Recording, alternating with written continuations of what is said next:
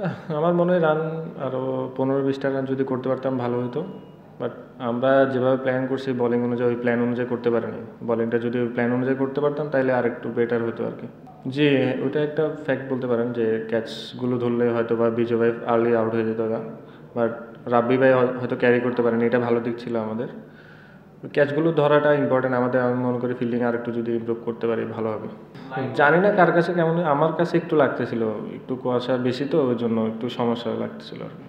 আমি যদি আর একটু ক্যারি করতে পারতাম পুরা তাইলে হয়তো বা অনেক কিছু কাভার করা যেত। আর ফার্স্টে তো আর্লি 2টা উইকেট পড়ে গেছিলো লিটন ভাই আর তামিম ভাই, তো ওই সময় চেষ্টা করছি যেন আর উইকেট না যায় আর কি, আমরা যেন একটু ডিপে নিয়ে যেতে পারি, ওইটাই চিন্তা করছি আর কিছু না।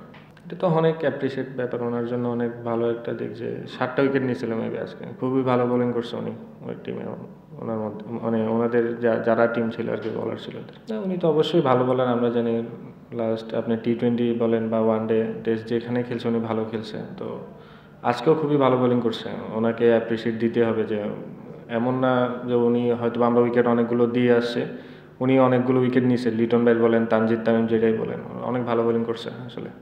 অবশ্যই স্টার্ট পাইলে তো সব টিমেরই ভালো লাগে, আপনি ওপেনাররা যখনই স্টার্ট করে দেবে এটা আমাদের জন্য অবশ্যই ভালো দিক, কিন্তু হয়তো বা আনফর্চুনেটলি আজকে হইতে পারেনি, স্বাভাবিক, প্রতিদিন একটা ব্যাটসম্যান ভালো তো খেলবে না, এটা একটা জিনিস আর কি। তো ওইটা সমস্যা না, আমি আর ওইয়া কাভার করছিলাম আর একটা আমাদের ফরেনার যা ছিল আর কি, এটাই।